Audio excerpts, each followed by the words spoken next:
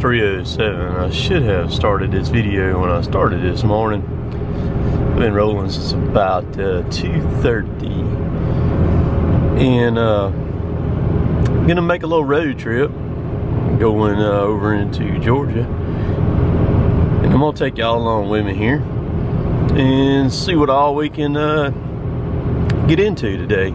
So get on up past this truck here because I'm about to run out of the 4-lane for just a little bit, coming into Gordo, Alabama. This is Gordo right here, one of the speed trap capitals of the South. Gordo and Reform, they're about, I don't know, about 10 miles apart, maybe a little less. But, well, if you want a ticket, you just come rolling down through here a little over the speed limit. But, here in the Shorts Yard, they've actually built a new bypass over here to my left over where I'm pointing right now. And probably in a couple more years, you're not gonna have to come down through Gordo here, and it's gonna solve that little speed trap problem that we've all dealt with forever through here. If they can just get a bypass around Reform, it would be set between Columbus and Tuscaloosa. It's 4-lane just about all the way except for this little section right here that I'm on right now. This is downtown Northport. It's kind of, the river's right over here to my right from where I'm at now. This side of the river is Northport, and the other side of the river is Tuscaloosa. Fact about Tuscaloosa, it's the home of the Alabama Crimson Tide. The stadium is actually up here. As soon as I cross this river, if you hang a left up here on about the 2nd or 3rd road, it'll run you right into where the stadium is up there. So that's where I'm at now. This is the Warrior River Bridge. I'm crossing right now, heading to the Interstate I-20. Gonna be jumping on it, heading eastbound, and we'll be rolling on down the road. So while I'm sitting at the light right here, this is University Boulevard, I'm sitting at Tuscaloosa is also home of the road construction that is never ever gonna end. Beats all ever seen over here with road construction. They get one section of the interstate done, and then they move down a little bit, and then they start on another one. They own it for about 2 or 3 years. All right, so we're coming in, and we're on the interstate. Just got on it, been on it maybe a mile, and we're coming up on where I-20 crosses back over Highway 82. I was just on 82 a while ago coming to Tuscaloosa. Here's the first section of road construction. So you see this giant arch right here. Look at the crane they got on that thing. So they installed this arch, and I don't know all the details on it. They installed this arch. Look at them guys. Dang it, boy.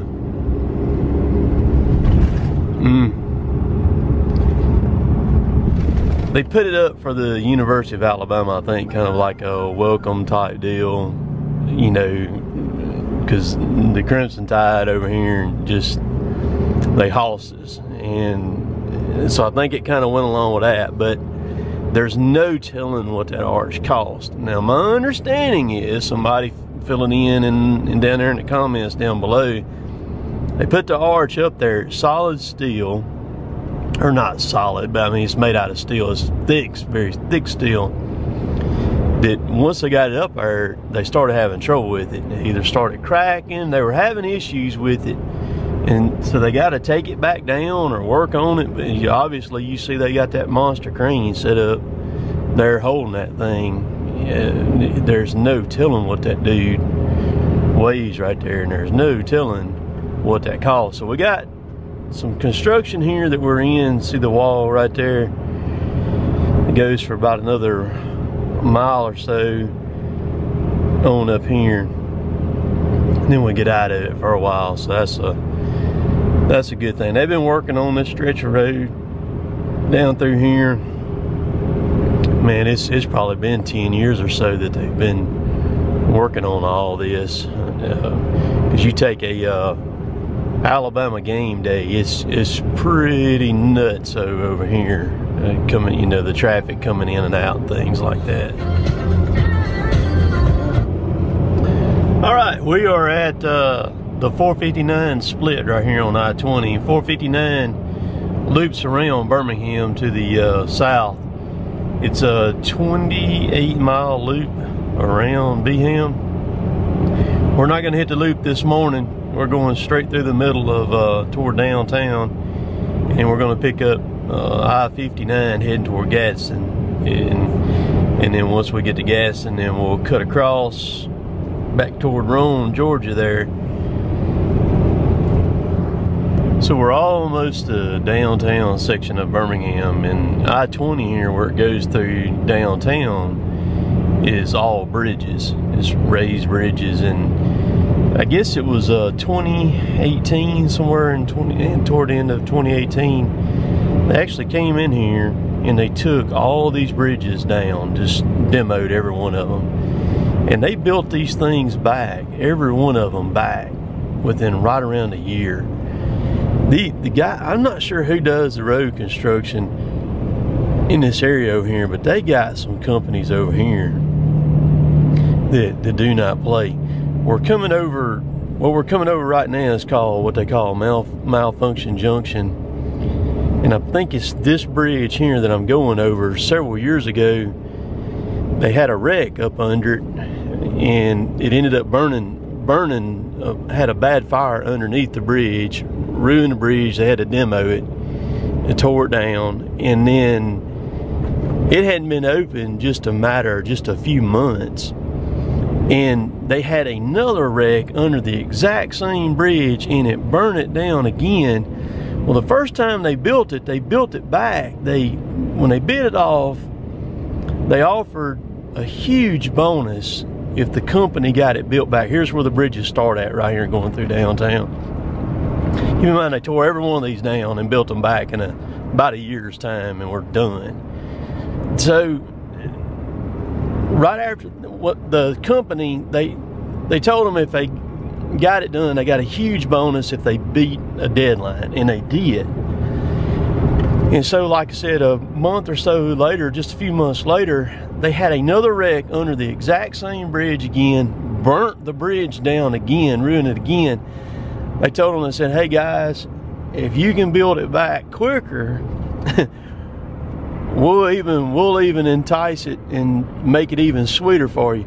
Them son of guns come back in there, and they built that bridge back within like less than a month. I mean, it's a huge bridge, but look at all these. Every one of these right here, they demoed them. When you come down through here, when they were building all this, well, you couldn't come down through here, but before they closed the road completely off, I think they had like 50 some odd cranes down through here. There was booms sticking up everywhere down through here. See that beam right there? Just huge beams, lots. And then we just got off the last bridge. They did this one, they replaced this one right here too, and I think this one right here also, I believe. But just a major undertaking. And what gets me is they do it so fast over here in half. And then we had a spot in Columbus where they put 2 roundabouts at 2 exits in front of our Lowe's, and it took them like nearly 2 years to do those 2 little old roundabouts. And I'm thinking, holy cow, man, y'all come on, let's get with the program, y'all. So we're kind of out of the downtown area now, and the airport is right up here on the left. That's the lights that are zigzagging up there. That's one of the ends of one of the runways. And we're gonna go around through here just a little bit, and then we're gonna pick up I-59 heading toward Gadsden. All right, this is Gadsden that I'm in now. Not too far from crossing over into Georgia there, and then it'll dump me into the Eastern time zone also when I do that. So it's 5:07 right now. I've been 172 miles so far. So not bad. We're gonna ease along the river up here. We'll come up on it right here on the right.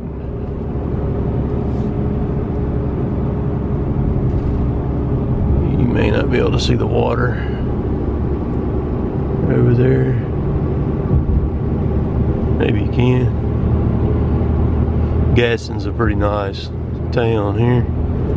Matter of fact, the guy that does my that built my website and does it for me, this is where he's at, is right here in Gadsden. You see all the lights over there. Buffalo Wild Wings. So we don't have but 76 more miles to go to get to where I'm going. So we're just gonna keep right on riding. All right, I'm well in my way over into Georgia now. Just went through Cave Spring.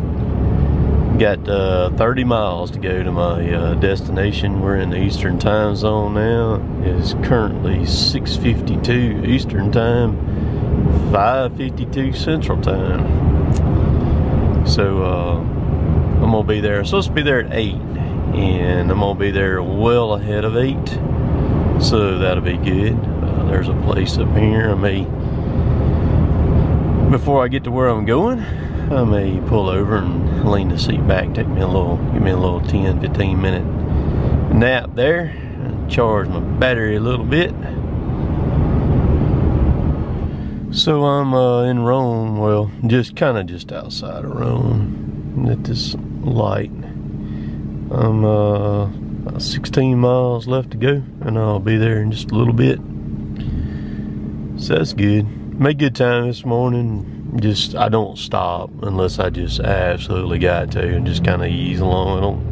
I don't speed or anything like that. Just set the cruise and just go. I don't know if you get anything out of the barns. You got everything? So y'all, we're in for a big treat right here. We're in a Tesla. What model Tesla is this, Mr. Tim? It's a Model Y. A Model Y. I didn't hear you crank it up.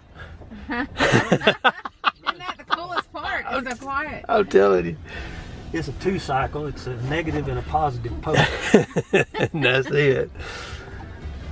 So this is gonna be. He's been climbing. Yeah, he won't do some climbing. Oh, the whole top is a glass. Ain't that cool? What's he got there?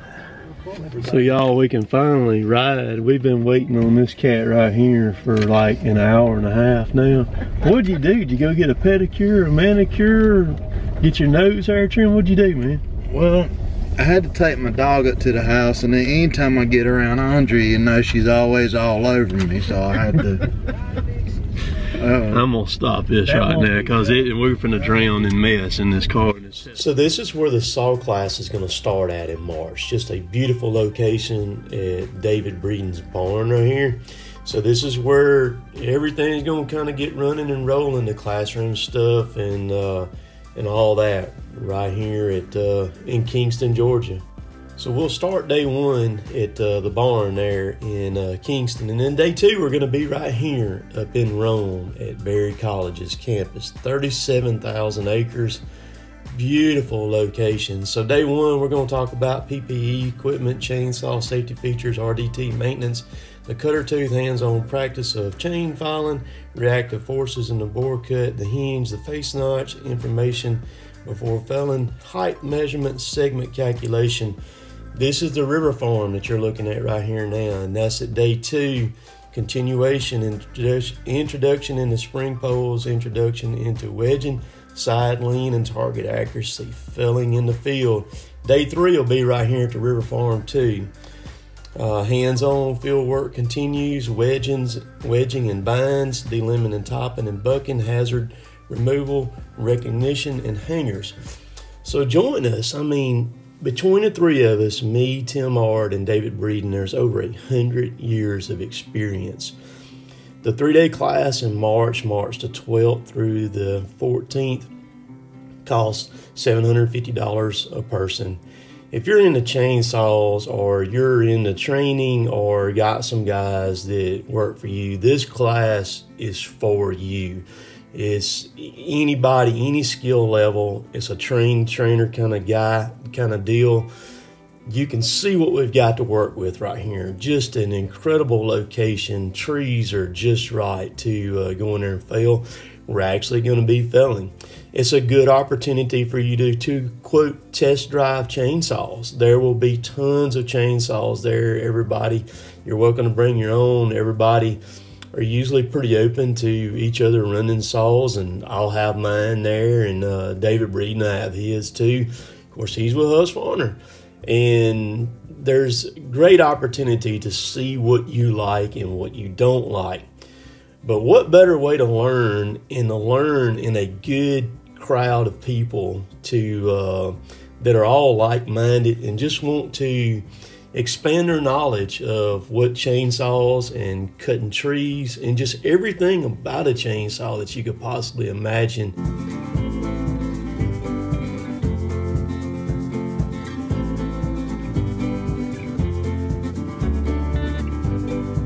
So if you're interested, emails down below. I actually got 3 saw classes coming up. I got 2 here at my place, February the 6th and the 13th.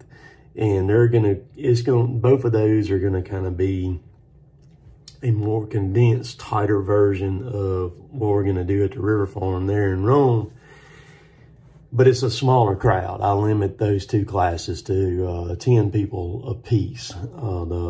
The saw class in Rome, we're going to take 36 people is what we're going to take. So if you're interested in any of those 3, just contact me down below. My email address, if you want to come to the 6th or the 13th class here at my place, email me.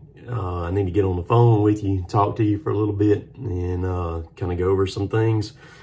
If you're interested in the Rome, Georgia class, the 3-day class, I will send you an information pack. It's what I'll do.